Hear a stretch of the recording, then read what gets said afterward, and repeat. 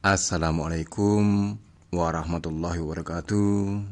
Sobat Asyiku, kali ini kita akan menyampaikan ringkasan materi fisika kelas 10 semester 1. Apa yang akan kita bahas? Materi vektor bagian yang kedua.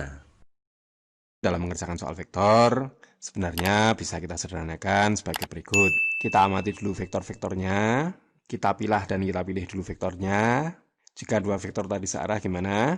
Ketika kita menggunakan rumus resultan antara dua buah vektor, nilai sudutnya berapa ini? Ya, karena ini searah atau sejajar, tentunya sudutnya sama dengan 0 derajat. Sehingga tetanya bisa kita ganti 0 derajat. Kosinus 0 masih ingat? Kosinus 0 sama dengan 1. Rumus resultan menjadi akar dari F1 kuadrat plus F2 kuadrat plus 2F1 F2. Rumus ini sebenarnya sama dengan bentuk dari F1 ditambah F2 kuadrat. Sehingga kalau di akar tentunya resultannya sama dengan F1 ditambah F2. Maka dapat kita simpulkan ketika dua vektor tadi searah, menghitung resultannya caranya gimana? Ditambah atau dijumlah? Ya, ditambah atau dijumlah sama aja ya. Kita tuliskan resultannya sama dengan F1 tambah F2. Kemungkinan yang kedua, jika kedua vektor tadi berlawanan arah. Dari dua vektor ini, karena F yang pertama ke kanan dan yang kedua ke kiri, maka sudut antara kedua vektor ini berapa? Karena berlawanan arah, tentunya sudutnya 180. Sehingga sudut theta bisa kita ganti menjadi 180. Kosinus 180 berapa? Ya, min 1. Sehingga kalau kita tulis ulang, rumus kedua vektor ini adalah F1 kuadrat ditambah F2 kuadrat. Ingat kosinus 180 tadi min 1, sehingga ini langsung kita ganti min 2 F1 F2. Kita amati bentuk ini tentunya sama dengan F1 min F2 kuadrat, atau kalau kita hilangkan kuadrat dan akarnya, resultannya nilainya sama dengan F1 min F2. Dengan kata lain, ketika ada dua vektor yang berlawanan, tentunya langsung saja kita kurangkan. Dan kemungkinan yang berikutnya adalah ketika dua vektor ini saling tegak lurus atau membentuk sudut 90 derajat. Kita misalkan F1 horizontal dan F2 vertikal, dan kedua vektor ini tegak lurus. Karena tegak lurus, sudutnya langsung kita ganti 90 derajat. Masih ingat kosinus 90 berapa? Tentunya nilainya sama dengan 0. Sehingga kalau kita masukkan dalam perhitungan, resultannya menjadi F1 kuadrat ditambah F2 kuadrat di akar. Atau sering kita tuliskan rumus ini sebagai rumus Pythagoras. Kalau nanti tidak tegak lurus gimana? Tentunya bisa kita arahkan ke komponen horizontal atau sumbu X maupun komponen vertikal atau sumbu Y. Yang komponen sumbu X atau yang horizontal ketika searah tentunya nanti kita jumlahkan, dan ketika berlawanan arah tentunya langsung kita kurangkan.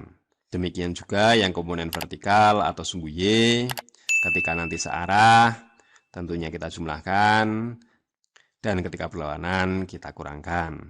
Dan setelah ketemu komponen yang searah sumbu X serta komponen searah sumbu Y, tinggal kita gunakan rumus Pythagoras. Dan arahnya tinggal kita cari nilai tangen sudutnya. Karena sudah ketemu komponen sumbu Y dan sumbu X, sehingga bisa langsung kita temukan nilai tangennya. Dan tentunya sudutnya juga bisa ketemu. Oke, untuk lebih mudahnya, langsung kita bahas contoh soal berikut ini. Oke, kita pelajari contoh soal vektor berikut ini. Langsung aja kita pahami. Seorang anak berjalan lurus 5 meter ke utara, kemudian belok ke timur sejauh 11 meter, belok lagi ke utara sejauh 3 meter, dan terakhir belok ke barat 5 meter. Perpindahan yang dilakukan anak tersebut dari posisi awal adalah di titik. Oke, langsung aja kita bahas dengan cara asiku. Caranya gimana? Ya, kalau ada vektor yang searah, dijumlah atau ditambah? Ya, dijumlah atau ditambah sama aja ya. Anak ini berjalan ke utara berapa meter? Ya, yang pertama 5 meter, berikutnya 3 meter. Karena sama-sama ke utara, tentunya ini kita jumlahkan. Anak tadi belok ke timur jauh berapa? 11 meter. Dan yang terakhir belok ke barat 5 meter. Karena timur lawannya barat, maka timur dan barat saling kita kurangkan. 11 dikurangi 5 berapa? Ya, tentunya 6. Karena besar yang timur, tentunya 6-nya arahnya ke timur. Karena jumlah yang pertama tadi ke utara, dan yang terakhir ini tadi ke timur, sehingga tinggal kita jumlahkan dengan rumus Pitagoras. Namun kalau kita sudah hafal triple Pitagoras, kalau ada 8, ada 6, tentunya jawabannya wajib 10. Inilah jawabannya. Oke, kalau ingin lebih menantang lagi, langsung kita coba soal berikutnya. Ya, sudah kita tampilkan soal berikutnya. Vektor A dan B dilukiskan pada gambar. Besar resultan A ditambah B adalah titik. Untuk mengerjakan soal ini, sebenarnya bisa kita kerjakan dengan metode grafis, baik segitiga ataupun poligon, maupun metode jajaran ginjang. Namun kali ini, tentunya langsung aja kita kerjakan dengan analitis. Caranya gimana? Kalau searah, tadi dijumlahkan, kalau berlawanan kita kurangkan. Dan kalau tegak lurus kita hitung dengan rumus Pitagoras. Karena di soal ini tidak ada komponen horizontal ataupun vertikal, baik vektor A maupun vektor B sebenarnya langsung bisa kita uraikan ke arah horizontal maupun vertikal. Kita perhatikan yang A dulu. Kalau kita proyeksikan horizontal, nilainya berapa ini? Ya, 2. Sedangkan yang B, kalau kita proyeksikan ke arah horizontal, nilainya berapa? Tentunya nilainya 4. Sehingga kalau kita jumlahkan komponen searah sumbu X atau yang horizontal, baik vektor A ditambah vektor B, nilainya sama dengan berapa? Ya, tinggal kita jumlahkan 2 ditambah 4. Tentunya nilainya 6 satuan. Ada tidak jawabannya? Ya, tidak ada ya. Ingat ini belum selesai. Baru kita hitung komponen yang horizontal atau searah sumbu X. Berikutnya, kita hitung komponen searah sumbu Y. Yang A berapa ini? 4. Kalau yang B sama, nilainya juga 4. Maka kalau kita jumlahkan komponen vertikal atau searah sumbu Y dari vektor A ditambah B, berapa tambah berapa tadi? 4 ditambah 4, ketemunya 8. Langsung kita masukkan 8.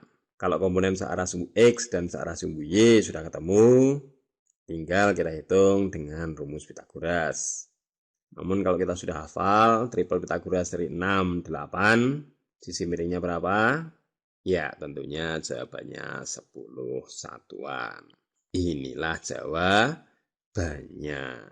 Oke, kalau belum yakin dan masih bingung, kita coba satu soal lagi. Ya, soal ini lebih kompleks. Oke, langsung aja kita pahami. Vektor F1 sama dengan 9 Newton, F2 15 Newton, dan F3 sama dengan 10 Newton. Diletakkan pada diagram kartesius seperti pada gambar. Berapa resultan ketiga vektor tersebut? Ya, cara mengerjakan vektor tadi gimana? Yang searah kita jumlahkan, yang berlawanan kita kurangkan, dan yang tegak lurus tinggal kita jumlah dengan rumus Pitagoras. Namun kalau ada yang miring, tentunya harus kita uraikan menjadi komponen horizontal atau sumbu X dan komponen vertikal atau sumbu Y. Oke, kita hitung satu-satu. Kita siapkan kotaknya dulu. Tentunya nanti F1 akan kita uraikan menjadi komponen sumbu X dan komponen sumbu Y. Yang F2 pun harus kita uraikan menjadi komponen sumbu X dan komponen sumbu Y. Dan terakhir F3 juga harus kita uraikan menjadi komponen sumbu X dan komponen sumbu Y. Setelah ketemu semuanya, komponen sumbu X dan komponen sumbu Y kita jumlahkan. Dengan rumus Pitagoras, tentu hasilnya bisa kita temukan. Oke, kita uraikan satu-satu. Ingat karena F1 itu sudah searah sumbu X, maka langsung aja kita masukkan F-nya, nilainya sama dengan F1, yaitu berapa? Ya, 9. Dan F1 ini tentunya tidak mempunyai komponen yang vertikal atau sumbu Y, alias komponen sumbu Y-nya nilainya 0. Sehingga langsung kita tuangkan Fy-nya 0. Namun kalau masih ragu-ragu, kurang yakin, bahkan dikira fitnah, kita hitung dengan perumusan. Yang searah sumbu X pakai apa? Ya pakai cos. Karena ini berhimpit atau sejajar sumbu X, sudutnya berapa? Ya sudutnya 0 derajat. Cos 0 masih ingat? Ya 1. F1 jika kita jabarkan ke arah sumbu X, nilainya sama dengan, ya F1 tinggal kita kalikan 1, nilainya tetap yaitu 9. Sedangkan FI-nya menghitungnya pakai sin atau pakai cos, ya tentunya pakai sin. Karena sejajar, sudutnya berapa? Ya 0. Sin 0 berapa? Ya 0 juga. Sehingga kalau kita hitung komponen yang vertikal dari F1, nilainya adalah F1 dikalikan 0. Tentunya nilainya juga sama dengan 0. Cocok ya? Oke, langsung kita perhatikan yang F2. Selanjutnya kita uraikan F2 atau gaya yang kedua. Ini bisa kita uraikan searah sumbu X dan juga tentunya searah sumbu Y. Kita hitung dulu yang searah sumbu X. F2 searah sumbu X atau F2X nilainya sama dengan F2 tinggal kita kalikan cos 53. Langsung kita selesaikan. F2X nilainya sama dengan F2-nya berapa? Ya kita masukkan 15. Cos 53 masih ingat? 6/10. Sehingga langsung bisa kita dapatkan F2 searah sumbu X nilainya sama dengan 15 kali 6, 90. Kalau dibagi 10, tentunya ketemunya sama dengan 9. Tapi ingat, karena arahnya ke kiri, jangan lupa kita masukkan tanda negatif. Langsung kita cari yang arah vertikal atau searah sumbu Y. F2 searah sumbu Y nilainya sama dengan, tentunya F2 tinggal kita kalikan sin 53. Langsung kita hitung F2 searah sumbu Y nilainya sama dengan F2-nya berapa tadi? Ya 15. Sin 53 masih ingat? Kita masukkan 8/10. Sehingga F2 searah sumbu Y langsung bisa kita jawab nilainya sama dengan 15 kali 8, 120. Kalau dibagi 10, ya ketemunya 12. Karena ini arahnya ke atas, tentunya tandanya positif atau tidak usah kita tulis tandanya. Sehingga langsung kita tuangkan saja nilainya sama dengan 12. Dan terakhir kita perhatikan F3 atau gaya yang ketiga. F3 ini bisa kita uraikan menjadi komponen yang searah sumbu X dan juga komponen searah sumbu Y. Yang searah sumbu X dulu, F3 searah sumbu X nilainya sama dengan, karena di samping sudut pakai cos atau pakai sin? Ya tentunya pakai cos. Sehingga kita tuliskan F3 kali cos 37. Langsung kita lanjut. F3 searah sumbu X nilainya sama dengan, F3-nya berapa ini? 10. Kita masukkan 10. Tinggal kita kalikan cos 37. Cos 37 berapa? 8/10. Sehingga langsung ketemu F3 searah sumbu X nilainya sama dengan 10-nya kita coret, jawabannya 8. Karena arahnya ke kanan, tentunya tandanya positif atau tidak perlu kita tuliskan. Sehingga langsung kita tuangkan nilainya sama dengan 8. Dan terakhir dan paling akhir, kita tentukan komponen yang vertikal atau searah sumbu Y dari F3. F3 searah sumbu Y nilainya sama dengan F3 tinggal kita kalikan sin atau cos kalau di depannya. Ya, kalau di depan sudut tentunya langsung kita gunakan sin 37. Maka F3 searah sumbu Y bisa kita hitung nilainya sama dengan F3-nya berapa ini tadi? Ya 10. Tinggal kita kalikan sin 37. Sin 37 berapa? 6/10. Maka langsung kita masukkan 6/10. Sehingga komponen F3 yang searah sumbu Y nilainya sama dengan 10-nya langsung kita coret. Langsung kita masukkan 6. Tapi ingat, ini karena ke bawah, maka jangan lupa kita kasih tanda negatif. Ketemunya sama dengan min 6. Namun kalau pengen lebih cepat untuk menghitung komponen-komponen dari sudut istimewa, kita pura-pura tidak ngerti kalau sudah kita jawab. Kalau ada sudut 53, Tentunya perbandingan sisi di sampingnya 6, sisi di depannya 8, dan sisi miringnya 10. Ini juga bisa kita perkecil.